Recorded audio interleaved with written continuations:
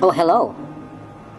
Well, we are actually in my conversion van, and I'm actually converting this conversion van into a camper van. Hello guys, my name is Neil and the clip you just saw is one of my very old video archives back in 2012. And as you heard, this is when I decided to start my camper van project. But first, let me just say something about the camper van community out there.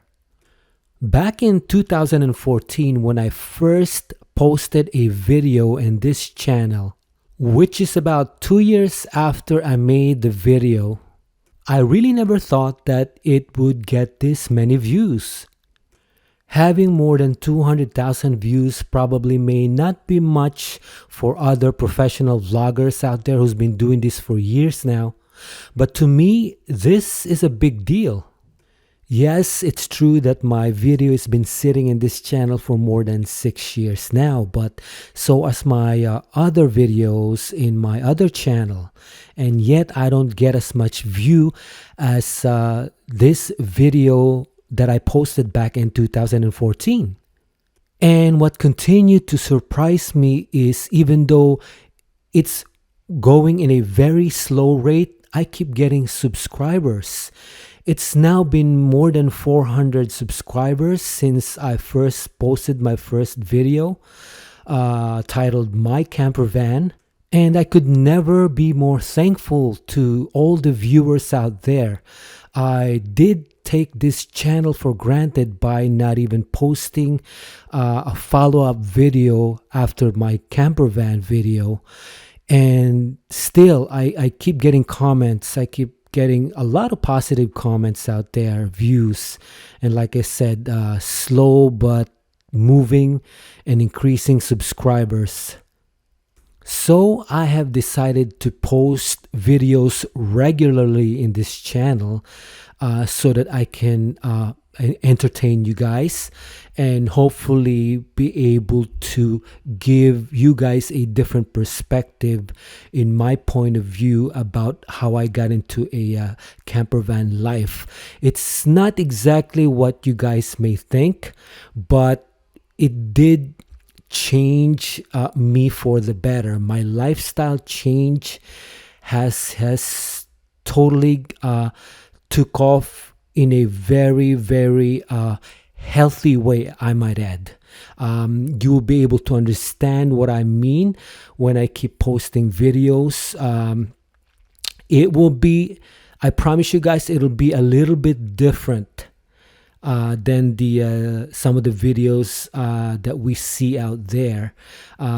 It also gives us a little bit different, like I said, different perspective on what I may be contributing to the van life, to the camper van, the RV communities out there, hoping that I will be part of the group. I will be part of you guys. Of course, each one of us has its own unique videos that we post out there, you know. I may say that mine is different a little bit from my basic. This is based from my experience that I want to share with you guys. But of course, we all have this different way of sharing things to others that we want others to know about, to experience, and to learn from. And that's what I love about this community. So please let me be part of it. So let's continue with this old videos, this old archive that I just pulled out. And this is part of the My Camper Van video that I posted back in 2014, but this has kind of more of me explaining how I do things. I do apologize about the chipmunk voice that you hear. It's a long story why it happened, but as much as possible I will mute the sound and intervene and narrate, so I can explain to you guys what I am doing in this video. Let me show you the complete strip down that I did. I remember when I was a kid, and I used to tell my mom and dad every time I have a toy, and I would tell them that, you know what, I want to fix this, and I would usually, strip them down or actually disassemble them, and what happens is I end up destroying it, Oh boy. But anyway, now that I'm grown up, I did the same thing to my conversion van. But this time, I have a plan. I'm going to fix it. Fix it. Oh boy. Yes, for a brief moment, I kind of got scared a little bit after looking at my van, after I stripped it down and saw the wires dangling, air ducts are exposed. But at the same time, I realized that I am at the point of no return now. I am determined to finish what I have started. But also at the but also at the back of my mind, I was thinking back when I was a kid and would, like I just said, my old video that you heard, that what if I what if I end up destroying this van? Oh man. Keep in mind that I have never had any experience of any of this, so I have that uncertainty. Did not know what is going to be the outcome of all of this. Hi folks, I'm here in my conversion van. I'm doing the project of converting this conversion van into a camper van. And from my earlier clips that I showed you, I did the strip down, complete takedown of all the stuff that was in the conversion van, which was a passenger van. Took out all the seats, flooring, carpets, linings, including the one on top of me that you see up there. Those are the boards. Those are actually taking up so much space because it's actually running from this endpoint right here, and it's an L-shaped thing. So you could actually hit your head right here. It's too much. What I'm going to do is I'm going to recess this one and actually put a board in here. Run all those wires here, which actually what I'm doing now. I got all my wires set up here. So far, so good. But let me show them to you.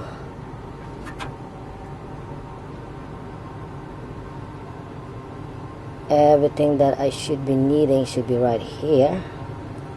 And according to my schematic diagram, which is actually, let me get it here, which is actually not clearly indicated, it's missing a couple of one, What I'm doing is my schematic diagram, which will be running from the cracking battery, which is actually the stuff that don't need that much power and it's not constantly being used, plus the LED lights, which is actually just a total of 10-15 watts of all the LED that you see here, here, and here. I'll show you where I'm going to be installing them. And then I have the deep cycle battery, which will be underneath the vehicle, the right side, which will be running straight to the 1500 watts inverter. That's actually not done yet. This is where it's supposed to be running the television, those flat screen HD TVs, DVDs, the USB station, PlayStation 3, computer, laptops, and all the outlets that you're going to be seeing here. In general, my setup is actually designed for a 15 amp household electrical outlets. All this stuff I'm gonna be running here is not that much. The highest one I'll be running probably is the microwave, which is actually just 600 watts. Prior to starting this project, we had recently moved from one apartment to another, and we did have excess stuff that we had to rent a storage space, which is sitting on the ground floor where you can park your vehicle in front of it. This is when I planned to put all my working tools to build my camper van into the storage, and decided to do it in front of my storage where I would park the van. Now, when I started the project on building my van in front of the storage space I rented, I was not the only vehicle who is parked there. There are other people who rented their own space, storage space, and they are almost there also. For whatever reason, they're parked there for hours like me, and that kind of made me feel at ease. The people who are in charge of running the facility don't seem to mind at all. But one night I did run into a problem. Alright, it's 9 o'clock at night here in the storage, and I am prepping my stuff. I pre-measured them so that I could just keep cutting them just in case I'm denied the access here in the storage. I don't know what the reason is, but when I was punching the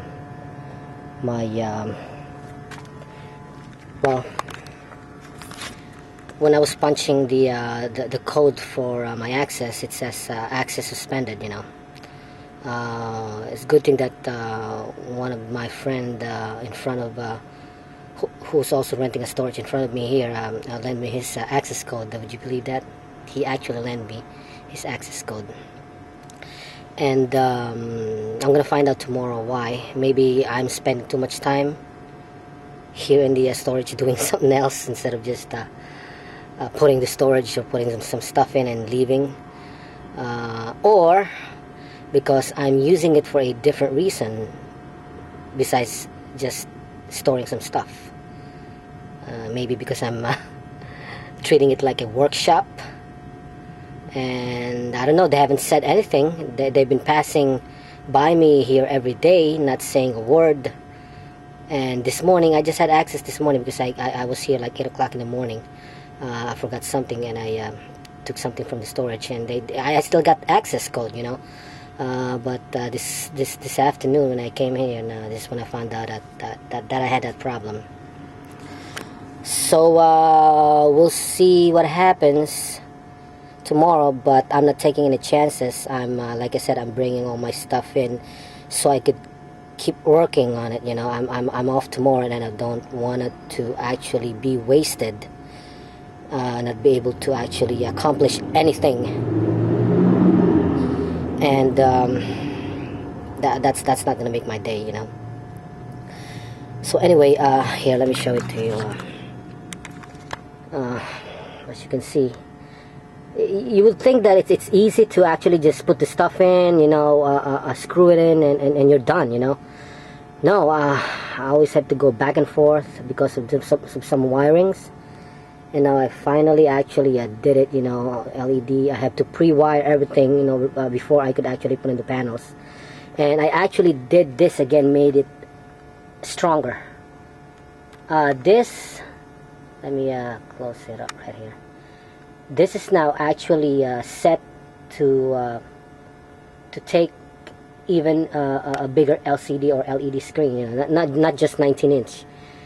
Up to 22, maybe 26. That's gonna be something.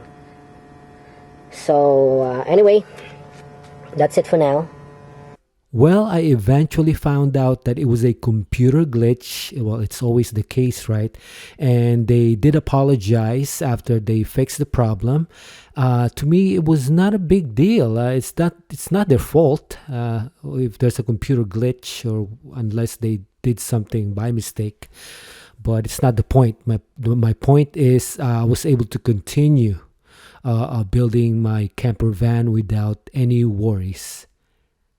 Now this is connected to the other inverter that's actually connected to the cranking battery, the engine battery, which will then be later a dual purpose.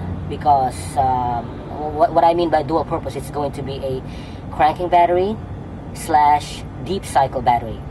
So the power can be drained over and over and still be good, as long as you charge it back.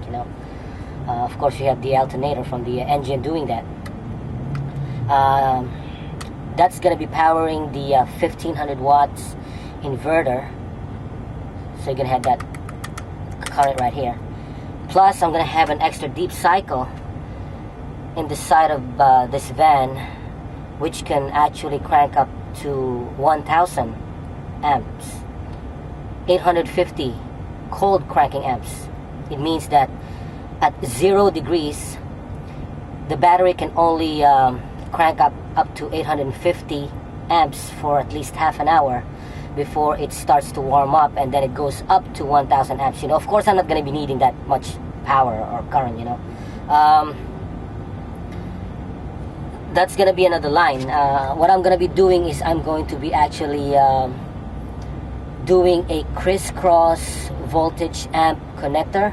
It's kind of complicated, you know, but I just want to make sure that I have a backup power in case the deep cycle runs out of power, or power. I'm gonna have the dual purpose battery, which is connected to the engine, as a backup, you know. And I could do the other way around. I could cross over the power from this line, for example, that are connected to all these lights here, and get it connected to the deep cycle, which is going to be another line that I'm going to be hooking up, which is actually going to be connected to the TV, other sources of sockets for the laptop or whatever equipment that you might have, or actually any equipment that are actually high in current, you know, or that needs higher wattage.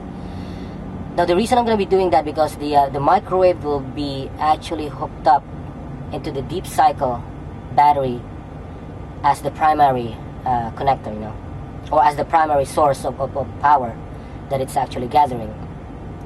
But in case the deep cycle runs low in power, I should be able to actually just crisscross the power. I am definitely using the wrong term here instead of just saying switch. And get it connected to the dual purpose battery, which is connected to the engine, and keep using the power. So that's about it, you know. I'll be able to explain that to you later once I finish what I'm doing, which is actually wirings, and more wirings. See ya! Well, before I further confuse you guys to at least half of what I'm trying to explain here, all in all, everything went well. I eventually was able to finish the van, and my wife is the only one who's actually witnessing me build the van. She's visiting me at the storage facility center, but not my parents and not my kids. So when I finally showed it to them, well, this is their reaction. Wow.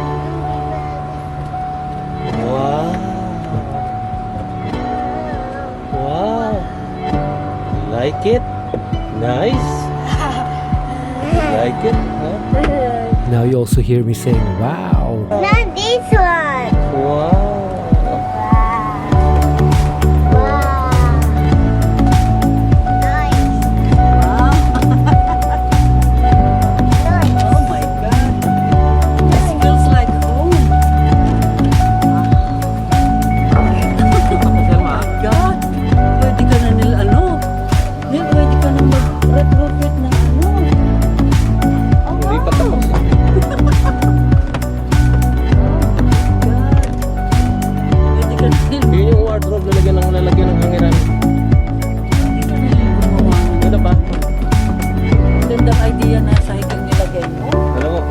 Unique yan, ma. Oo, very. No other yan.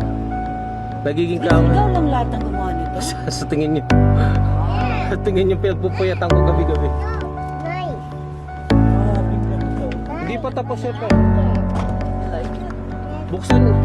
Very good. I like it. I like it. And there you go. And if you guys like the video, please give it a thumbs up. And while you guys are at it, please hit that subscribe button and notification bell. Thank you for watching, and I will see you on the next video.